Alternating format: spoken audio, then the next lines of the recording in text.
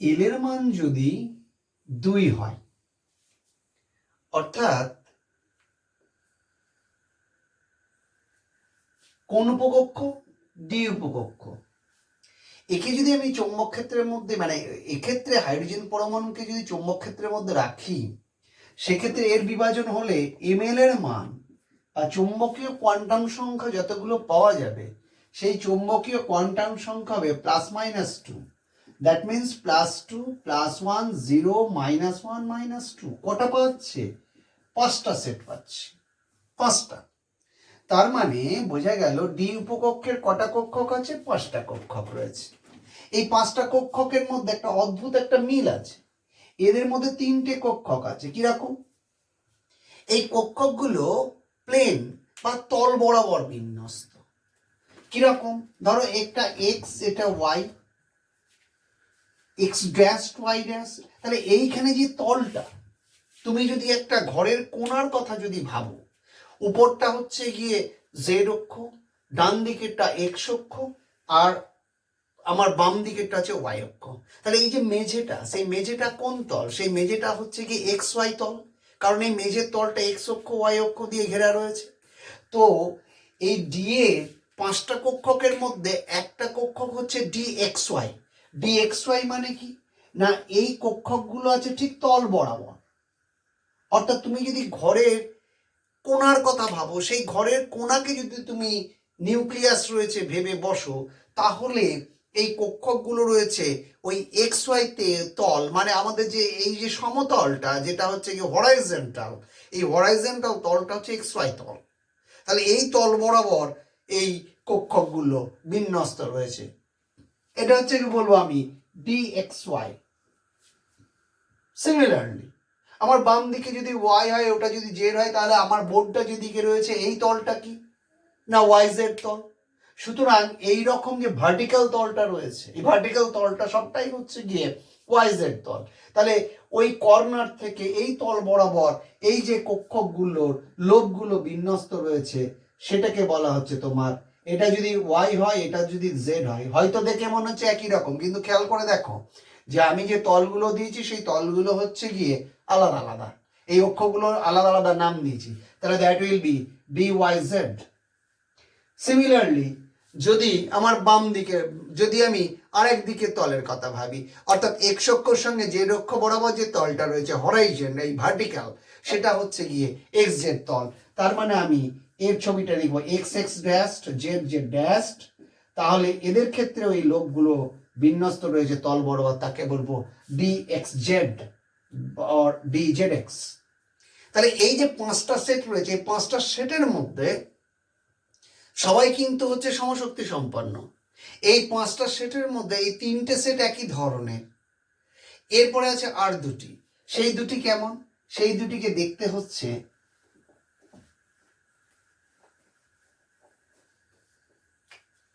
D x square minus y square.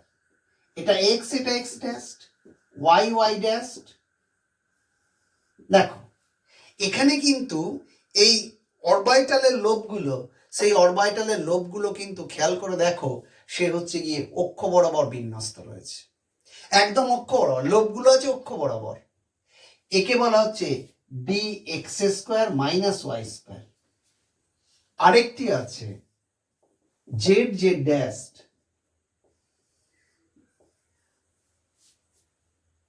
এই লোবগুলো হচ্ছে Z Z dashed অক্ষ বরাবর রয়েছে। সুতরাং এই কক্ষকটার নাম দেব আমি ডি জেড স্কোয়ার।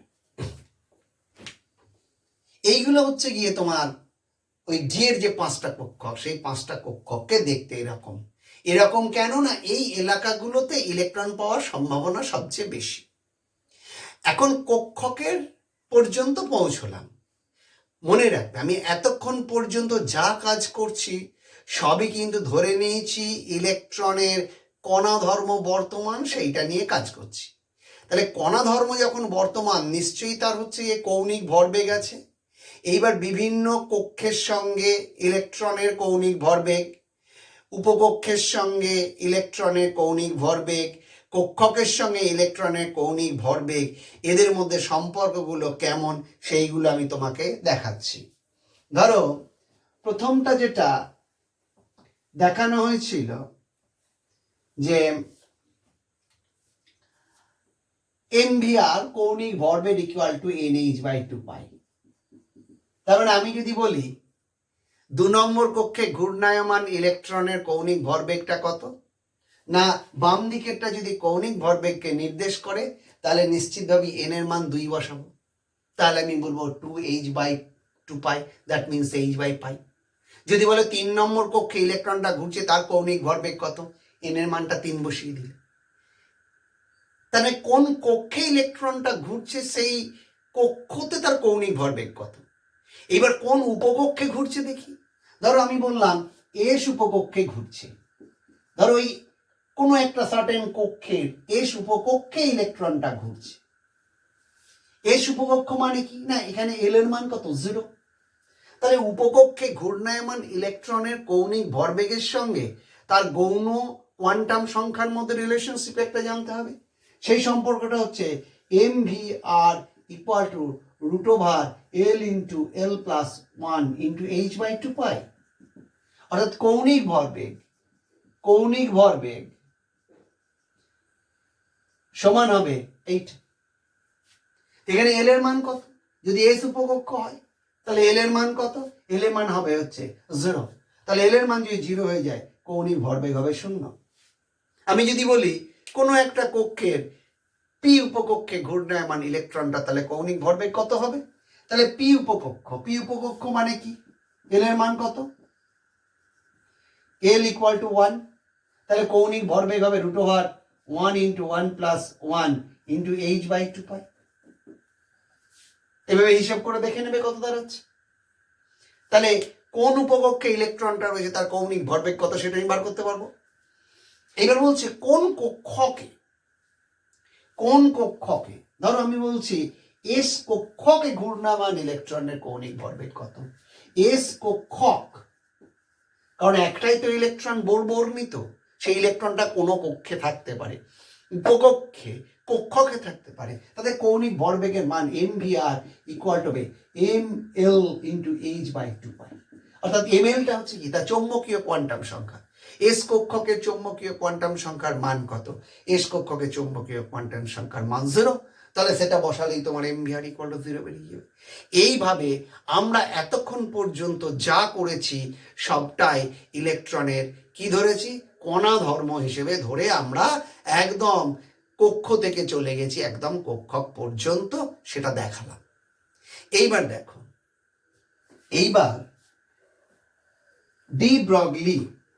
বিজ্ঞানী ডি ব্রগলি উনি একটা কথা বললেন যখন আইনস্টাইন সমীকরণ দিলেন ফোটন কণার, সেখানে শক্তির সমীকরণটা কি দিলেন, E সমান mc², ফোটন কণা। তাহলে সেখানে ফোটনটাকে কি হিসেবে ট্রিট করলো, কণা হিসেবে ট্রিট করলো। সেটা কি, সেটা হচ্ছে আলোর গতিবেগ। আবার ম্যাক্স প্ল্যাঙ্ক ওই ফোটন কণার এনার্জি সেইটাকে ব্যাখ্যা করলেন E সমান h নিউ। E সমান h নিউ, এইচটা কি, এইচটা হচ্ছে প্লাঙ্কস কনস্ট্যান্ট, নিউটা কি, নিউটা হচ্ছে কম্পাঙ্ক। তাহলে দেখো একই জিনিস, আইনস্টাইন বললেন কণা ধর্ম, ম্যাক্স প্ল্যাঙ্ক বললেন কি, তরঙ্গ ধর্ম। এখন তাহলে আমরা কি করব, তখন ডি ব্রগলি বললেন তাহলে এক কাজ করা যায়, আমরা এই দুটোকে সমান করি, কারণ একই জিনিস তো, এনার্জির মানটা তো আর পাল্টাবে না। তার মানে mc² equal to h nu. তাহলে mc into c that equal to h nu. আর আলো যদি গতিবেগ যদি c হয়, c equal to nu into lambda. Lambda মানে তরঙ্গ দৈর্ঘ্য, তোমরা পড়েছো c ইকুয়াল টু বা v equal to n lambda পড়েছো, যেখানে তরঙ্গ ধর্ম, এখানে তাদের গতিবেগটা সমান কি হবে, কম্পাঙ্ক ইন্টু তরঙ্গ দৈর্ঘ্য। আলো যদি তরঙ্গ হয় তাহলে তার গতিবেগ c ইকুয়াল টু কত, নিউ ইন্টু ল্যামডা। নিউটা হচ্ছে আলোর কি, কম্পাঙ্ক। তাহলে আমি এখানে বসিয়ে দিই nu equal to c by lambda. তাহলে এখানে বসিয়ে দাও, তাহলে mc into c equal to h into c by lambda. আচ্ছা দেখো সিসি ক্যান্সেল, তাহলে mc মানে কি, m মানে হচ্ছে গিয়ে ভর, আর সি মানে বেগ, তার মানে কি ওই ফোটন কণাটার কি ধরা হয়েছে, ভরবেগ ধরা হয়েছে। তাহলে that equal two P, equal two কি এইচ বাই ল্যামডা। তাহলে খেয়াল করে দেখো এইচ তো একটা কনস্ট্যান্ট, তাহলে কি হলো না পিটা হচ্ছে গিয়ে ভরবেগ আর ল্যামডা হচ্ছে গিয়ে কি তরঙ্গ দৈর্ঘ্য। খেয়াল করে দেখো তাদের গুণফলটা হচ্ছে একটা কনস্ট্যান্ট, তার মানে এখান থেকে একটা জিনিস আমি বুঝে গেলাম যে নিশ্চিতভাবেই যে এই অবপারমাণবিক কণা তাদের হচ্ছে গিয়ে কি রয়েছে, তরঙ্গ ধর্মও রয়েছে এবং কণা ধর্মও রয়েছে। কণা ধর্ম আছে বলে ভরবেগ আছে, তরঙ্গ ধর্ম আছে বলে তোমার তরঙ্গ দৈর্ঘ্য আছে। এখন তুমি বলে স্যার আমাদের নেই, হ্যাঁ সবাইকার আছে। আমাদের বলেছে আমি বুঝতে পারি না কেন যে আমাদের তরঙ্গ ধর্ম আছে, এটা বুঝতে পারি না কেন। আমি কি করে বুঝবে, আমাদের ভর তো অনেক বেশি, তার মানে ভরবেগ অনেক বেশি, তার মানে ল্যামডা ইকুয়াল টু কত হবে এইচ বাই পি। এর মানটা পি এর মানটা আমাদের এতটা বেশি যে ল্যামডার মানটা খুব ক্ষুদ্র, যার জন্য আমরা বুঝতে পারি না। কিন্তু ইলেকট্রনের ন্যায় অবপারমাণবিক কণিকার ক্ষেত্রে দেখা যাচ্ছে এই দুটোই রয়ে গিয়েছে। তখন তুমি হয়তো বলে স্যার তাহলে এতক্ষণ ধরে আপনি কণা ধর্ম নিয়ে আলোচনা করছিলেন, তাহলে দেখা যাচ্ছে তরঙ্গ ধর্ম নিয়েও তো আলোচনা করতে হবে, কারণ পরমাণুর গঠনটাকে তরঙ্গ ধর্ম দিয়েও তো ব্যাখ্যা করতে হবে, রাইট? বলছে তাহলে আমাদের যে বোর বলেছিল m v r equal to n h by two pi, এইটা তো কণা ধর্ম দিয়েই তো উনি ব্যাখ্যাটা করেছিলেন, আপনি তরঙ্গ ধর্ম দিয়ে একটু এটা প্রতিষ্ঠা করুন। আমি বেশ তাই হোক। দেখো বোর কি বলেছিলেন, যে ইলেকট্রনটা নিউক্লিয়াসকে কেন্দ্র করে আর ব্যাসার্ধের একটা বৃত্তাকার পথে ঘুরছে, রাইট? সেটা ধরেছিলাম আমি, তখন তার কি কণা ধর্ম ধরেছিলাম। এইবার আমি বলছি যদি এর তরঙ্গ ধর্ম ধরা হয় তাহলে কি হবে, বলছি তরঙ্গ ধর্ম ধরলে কি হবে না, মনে করো এনটা পূর্ণ তরঙ্গ ওই নিউক্লিয়াসকে কেন্দ্র করে ওই গোটা পথটাকে ঘিরে রেখেছে, নিউক্লিয়াসটা কেন্দ্র করে ওই এনটা পূর্ণ তরঙ্গ ওই নিউক্লিয়াসের চারিদিকটাকে ঘিরে রেখেছে। তাহলে আগে যদি মনে করা হতো ব্যাসার্ধটা আর, তাহলে নিশ্চয়ই পরিসীমা কত ছিল, পরিসীমা ছিল 2πr। এই কণাটা একবার ঘুরে যতটা দূরত্ব অতিক্রম করছে, তাহলে আমি যদি বলি যে অনেকগুলো তরঙ্গ, সেই এন সংখ্যক তরঙ্গ গোটাটা ঘিরে ওই পরিসীমাটাকে পুরোপুরি কভার করেছে, তাহলে সেই পরিসীমা মানে 2πr দূরত্ব অতিক্রম করেছে। তাহলে মনে করো এনটা তরঙ্গ দৈর্ঘ্য পুরোপুরি এনটা তরঙ্গ সম্পূর্ণ এনটি তরঙ্গ মানে that has been used to cover the periphery. তাহলে কি দাঁড়াচ্ছে যে এক একটা তরঙ্গের তরঙ্গ দৈর্ঘ্য হচ্ছে কত, ল্যামডা।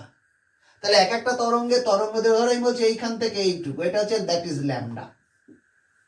তরঙ্গ দৈর্ঘ্য কি, পরপর সমদশা সম্পন্ন দুটো কণা তরঙ্গের উপর অবস্থিত মধ্যবর্তী দূরত্বকে বলা হচ্ছে তোমার তরঙ্গ দৈর্ঘ্য। বিষয়টা হচ্ছে এরকম, ধরো এইখান থেকে এইখানে মধ্যবর্তী দূরত্ব হচ্ছে ল্যামডা।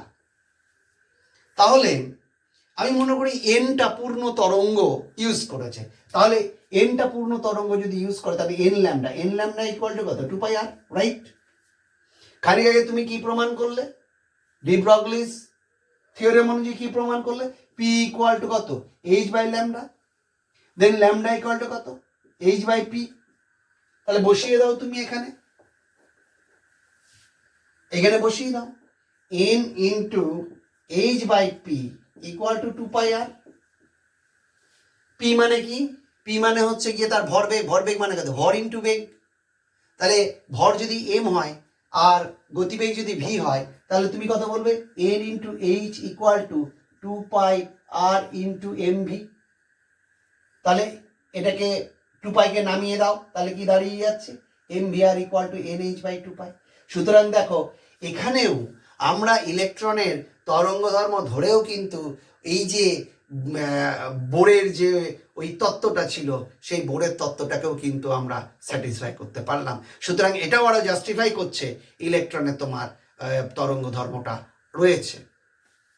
এইবার ইলেকট্রনের তরঙ্গ ধর্মটা রয়েছে, এইটার পিছনে আরো যুক্তি কি কি, আরো যুক্তিগুলো ব্যাখ্যা করি। ধরো বিজ্ঞানী জার্মার এবং ডেভিসিয়ান সে কি করলো, জার্মান এবং ডেভিসন করলো কি না, প্রথমে টাংস্টেন ফিলামেন্টকে উত্তপ্ত করেছে, হিট করলে এখান থেকে যে ইলেকট্রনগুলো বেরোলো, সেই ইলেকট্রনগুলোকে একটা ইলেকট্রিক ফিল্ডের মধ্যে, একটা ইলেকট্রিক ফিল্ড মানে হচ্ছে তড়িৎ ক্ষেত্রের মধ্য দিয়ে পাঠানোর পর এখানে আছে নিকেল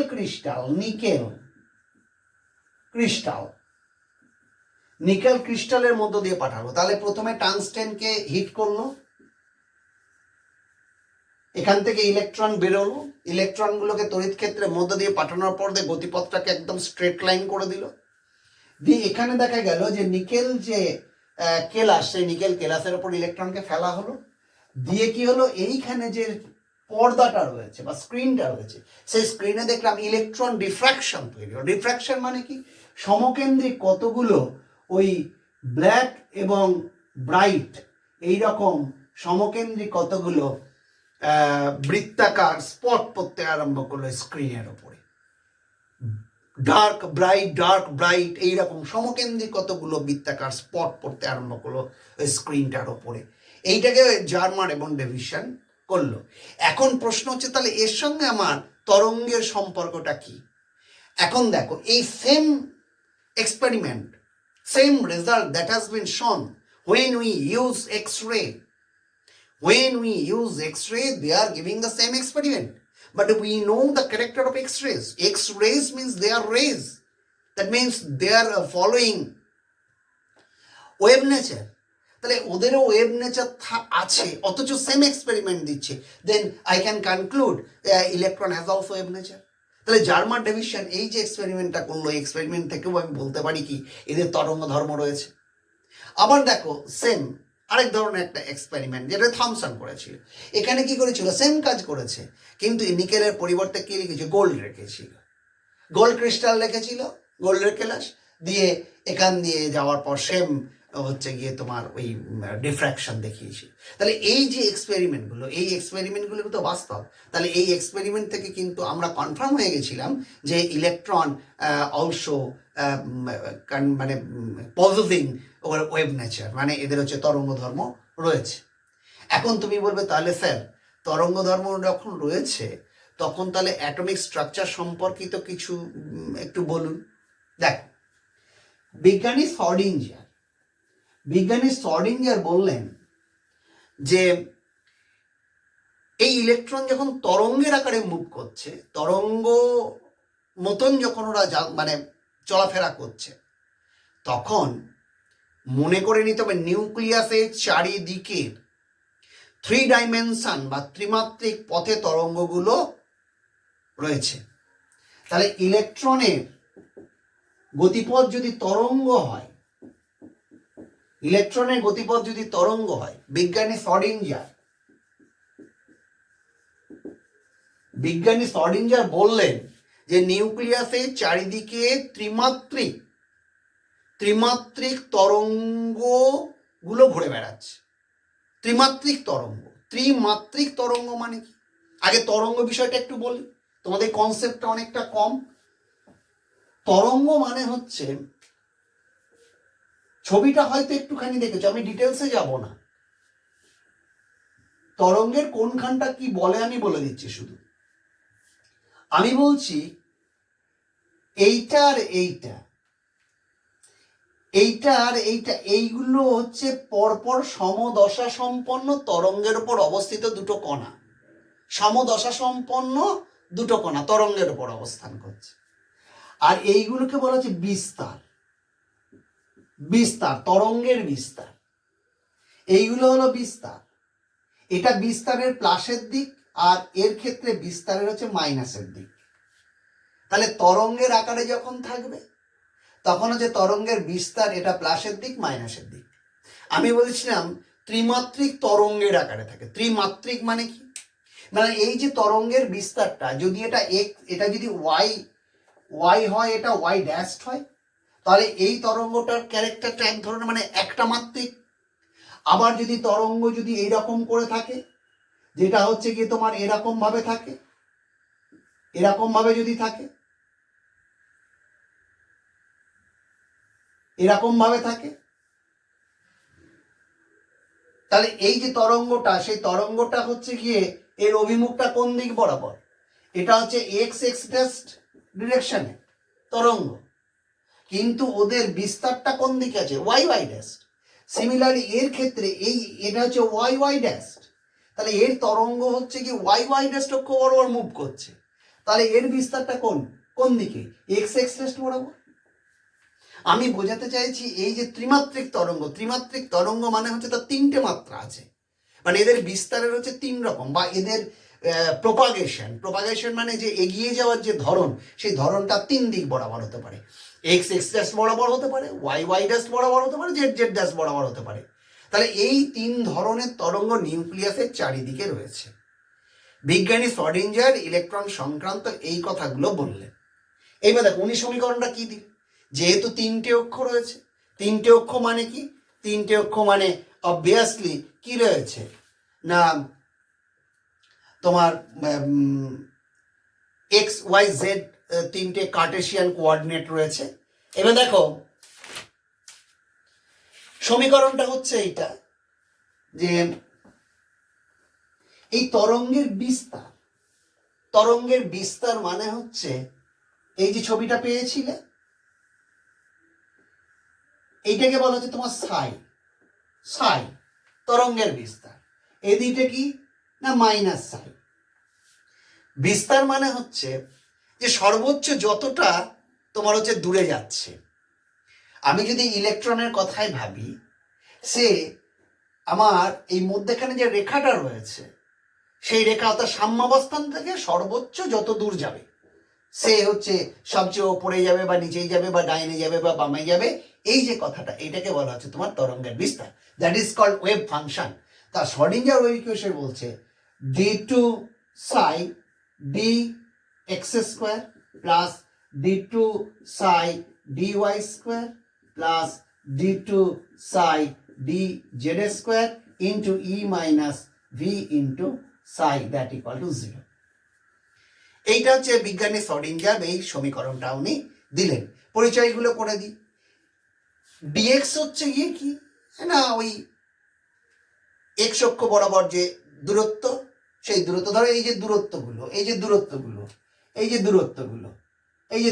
ধরো আমি বলছি এই যে দূরত্বটা, এই দূরত্ব ডিএক্স, তাহলে এক্স এক্স অক্ষ বরাবর রয়েছে। সিমিলারলি ওয়াই ড্যাশ অক্ষ বরাবর যদি তরঙ্গগুলো প্রপাগেট করে মানে এগিয়ে যায়, তার ক্ষেত্রে আমার হচ্ছে ডিওয়াই ছোট্ট অংশ। তারপরে জেড ড্যাশ অক্ষ বরাবর প্রপাগেট করলে তাহলে হচ্ছে ডি জেড স্কোয়ার হয়।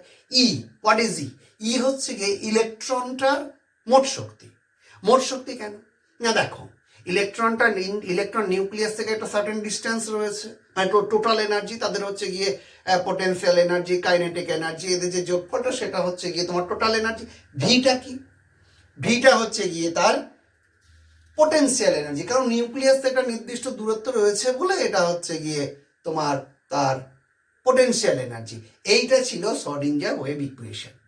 এখন বিষয়টা তোমাদের কাছে জটিল, আমি অত জটিল করব না, যতটা সহজে তোমাদের সামনে এই কক্ষকে ধারণা এখান থেকে দাঁড় করানো যায় আমি সেই চেষ্টাটাই করব। দেখো ইলেকট্রনগুলো ধরো এই ওয়েভের আকারে মুভ করছে, আমরা করব কি না ইলেকট্রনের ডেনসিটি, ইলেকট্রন ঘনত্ব যেখানে সবচেয়ে বেশি, যে এলাকাটায় সবচেয়ে বেশি হবে সেইটাকে আমি বলবো, কারণ আগের দিনই আমি বলেছিলাম the probability of finding electron in space, মানে ইলেকট্রন ডেন্সিটি যেখানে বেশি পাবো আমি জানবো যে কক্ষকগুলো সেই ততদূর পর্যন্তই বিস্তৃত থাকবে। কক্ষক মানে কি ইলেকট্রন পাওয়ার সম্ভাবনা সবচেয়ে বেশি সেই এলাকাটায়। তাহলে দেখো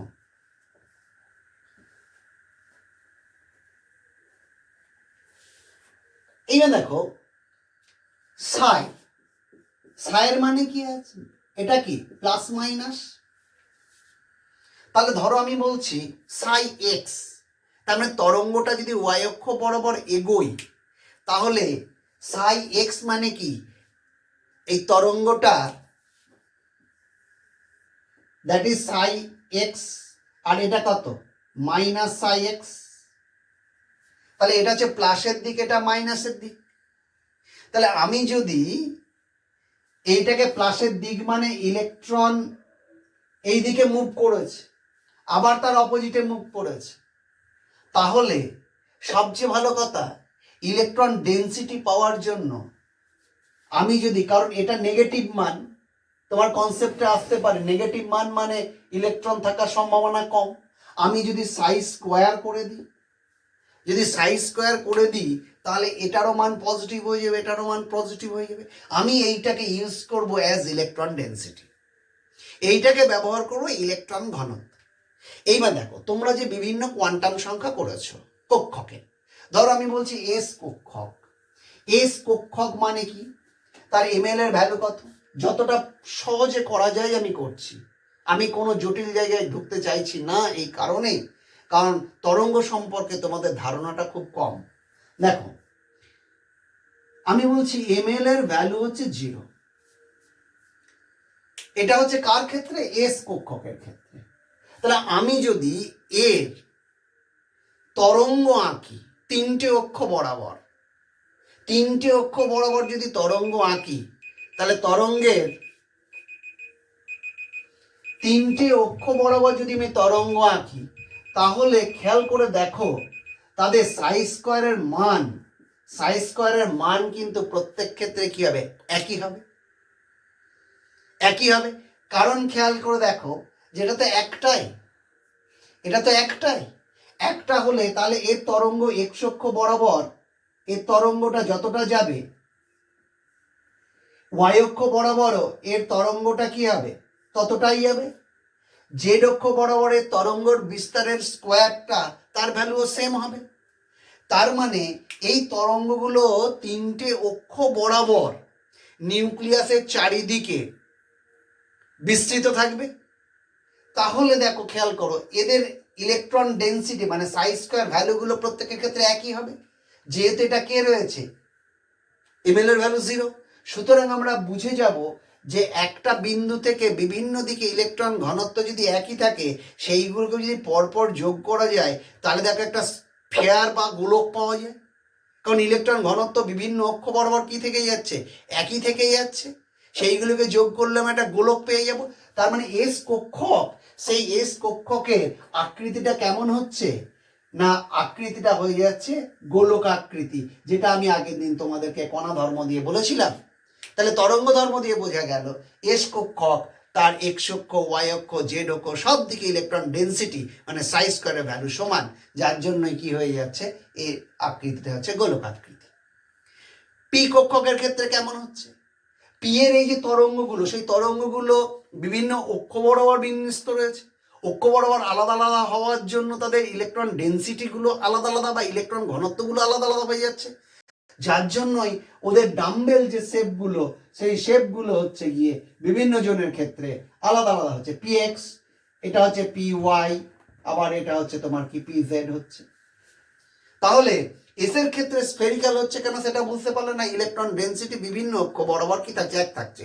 কিন্তু এদের ক্ষেত্রে বিভিন্ন অক্ষগুলো আলাদা আলাদা হওয়ার জন্য ইলেকট্রন ডেন্সিটিগুলো তোমার আলাদা আলাদা হচ্ছে। এইগুলো হচ্ছে পি এর কক্ষক। তাহলে তরঙ্গ ধর্মের সাহায্যেও আমরা ব্যাখ্যা করতে পারলাম যে ইলেকট্রনগুলো কক্ষকগুলোকে। বন্ধুরা।